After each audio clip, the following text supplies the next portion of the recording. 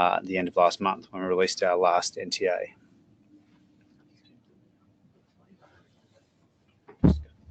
Okay, so just going through, moving past the disclaimer. This is the agenda of what's happening today. We've going to run through a bit of a market update, a little bit about the portfolio and how we're thinking about stocks, and also a bit of an outlook for the rest of this year.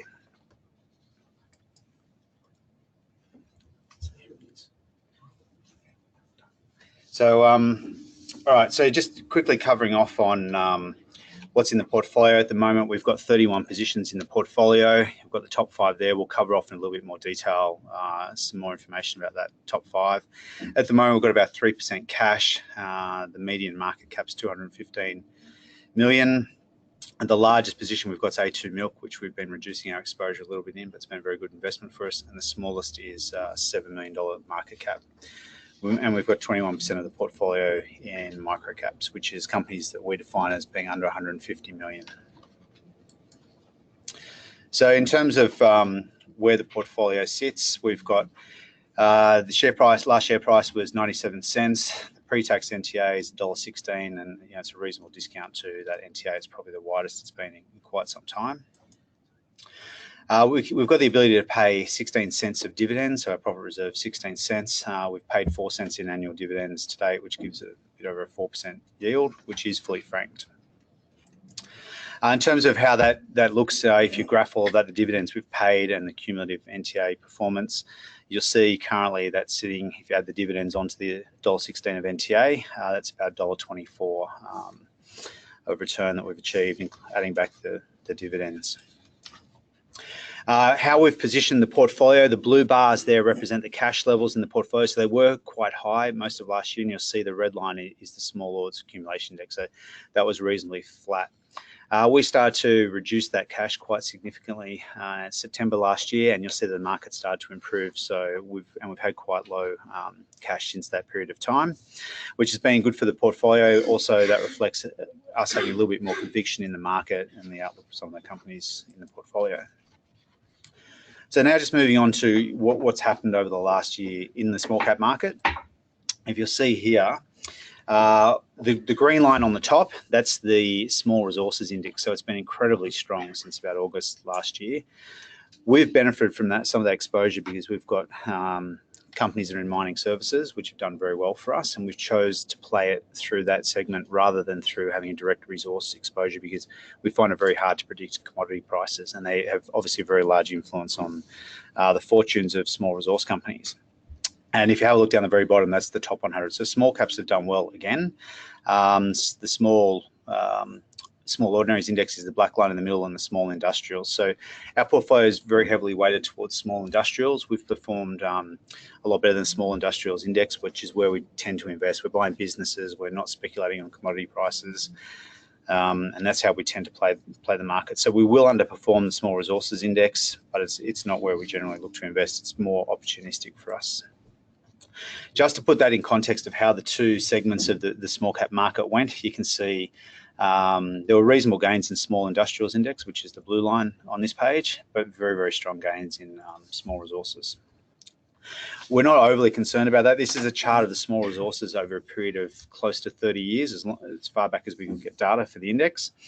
And you'll see this is not the same conditions that were experienced from sort of 2003 up into 2009, where the small resources market was very strong. So we've had a small rebound, but in the context of how well small resources have performed over a 30-year period, it's significantly less than how small industrials perform. So we will look for opportunities there, but it's more selective on a case-by-case basis rather than being a thematic and having a general weighting in the sector and hoping that we'll do well just by being there. So just looking at themes that happened, I'll pass over to Tim, and he can give you a bit of a run through of specific themes that happened in the last year. G'day, it's Tim Powditch here. Yeah, look, active management's crucial, as Michael's already alluded to, in small companies.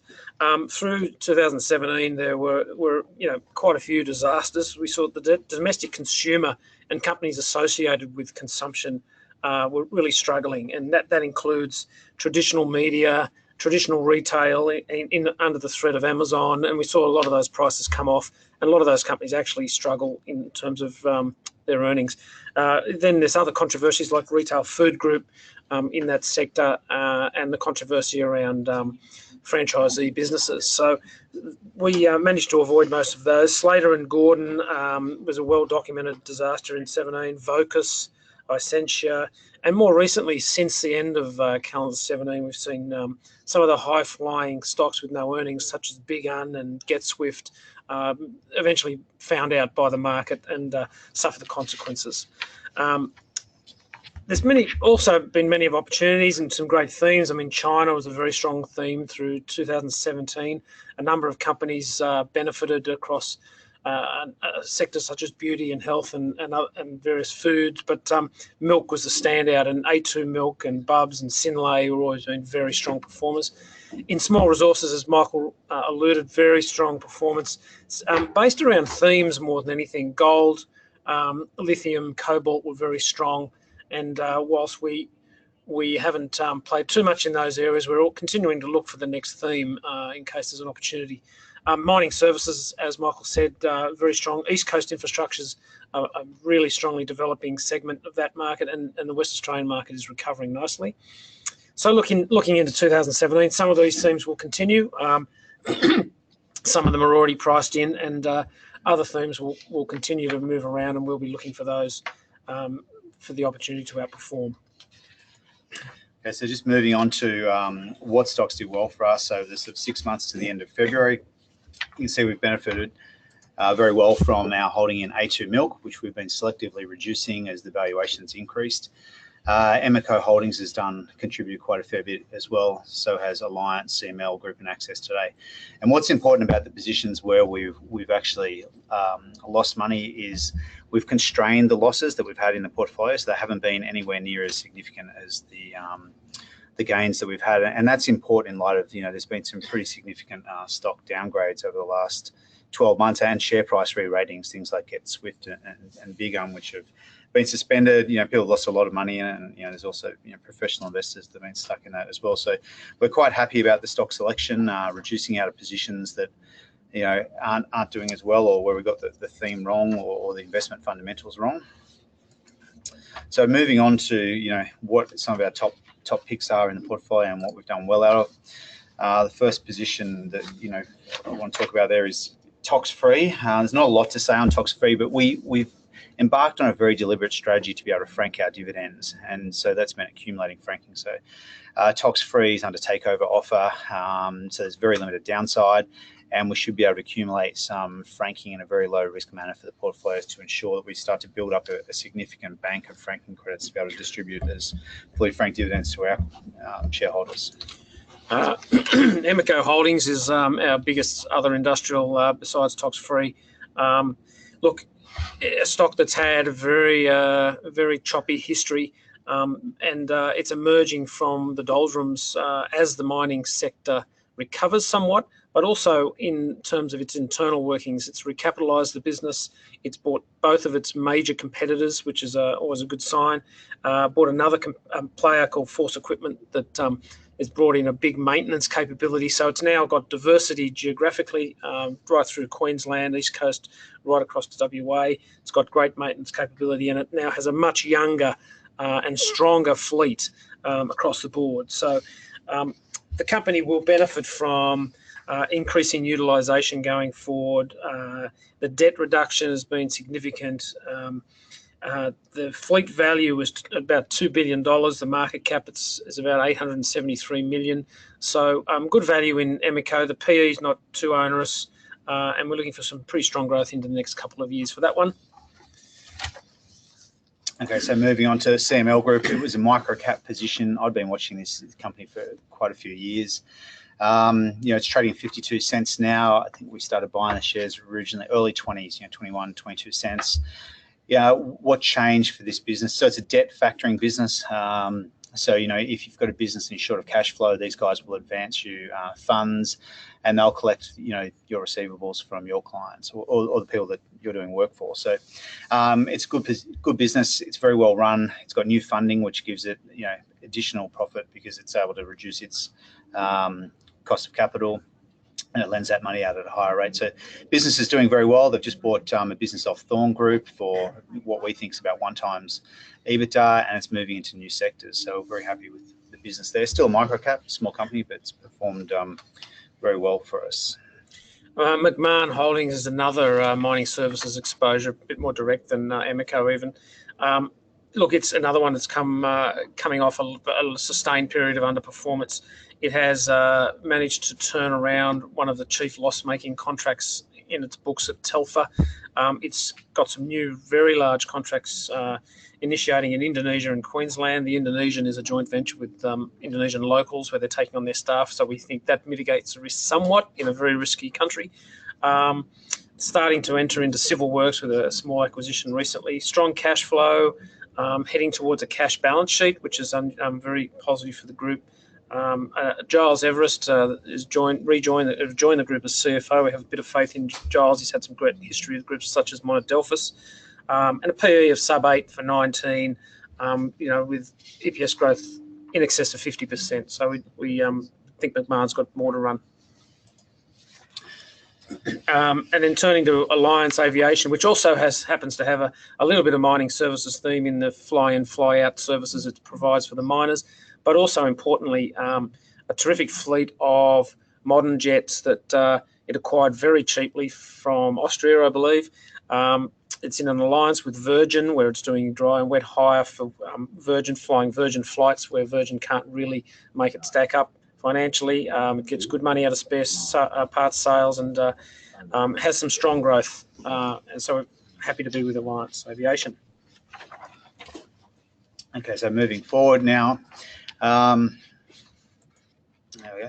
Just to reiterate a little bit more about our investment style, we are style agnostic. We're quite happy to adapt to market conditions and opportunities as they come about, but we are reasonably fundamental. So we're not buying blue sky type opportunities or things that aren't making cash flow. So benchmark is small ordinaries, and as I mentioned earlier, we do have a very deliberate strategy of trying to have about 10% of the portfolio at any one point in time, seeking out franking credits. We want to build up a big balance of franking credits. So if the market has a couple of bad years, and the portfolio doesn't perform that well, then we can still continue to pay out, a continuous stream of fully franked dividends. We realise it's important to most of our shareholders.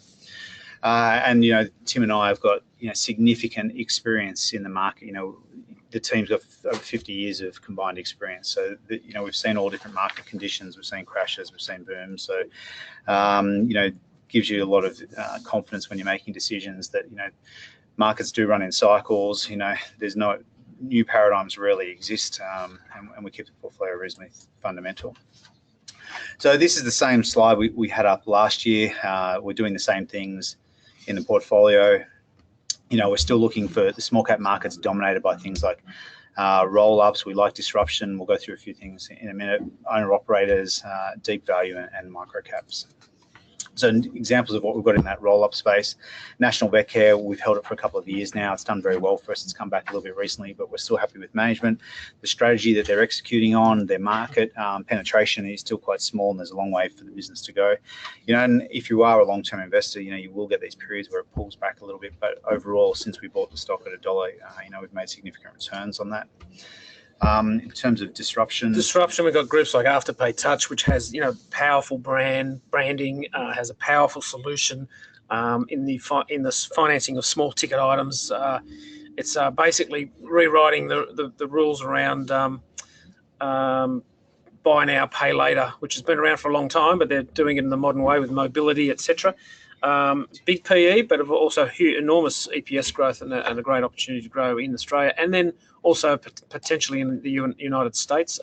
Titomic, which is a very clever business, using 3D printing to fuse titanium in a manner that reduces the cost of titanium in high-grade uses and production, breaking up perhaps or potentially the very strong monopoly that Russia has in the titanium market. So it has some very interesting promise there.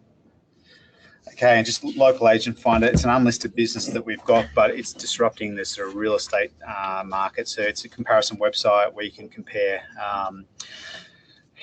how real estate agents perform. It's one of the last markets that hasn't been disrupted. So Unlisted Investments done well. It's done an exclusive deal with Commonwealth Bank, which has been a catalyst for the unlisted securities to re-rate. Should be coming to the market in the next year and a half. So we're comfortable with that investment. Moving on to, owner-operators, Apollo Group, which we've spoken about before. Family shareholding own half the business. Fiducian, Indy Singh owns about a third of the business. And Experience Co, which was formerly Skydive the Beach. It's another owner-operator business that's done well. And we like that theme of people that are passionate about their business and really trying to grow it and generate wealth for themselves.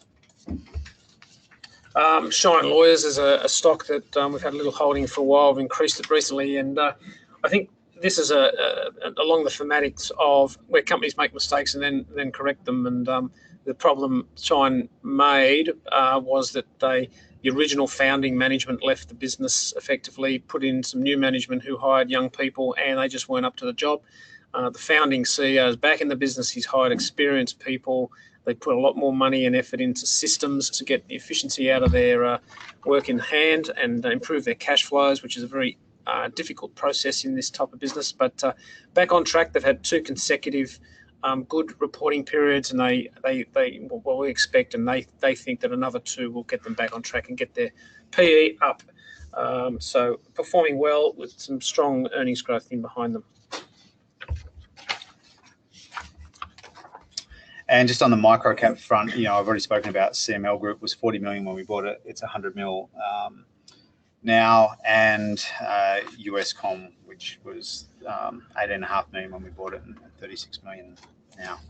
So just to reiterate, we are quite active in terms of trying to keep people informed of what we do. We put out a newsletter every week. You can register for that at our website, which is glennon.com.au, and I might just throw over and see if there's any questions now.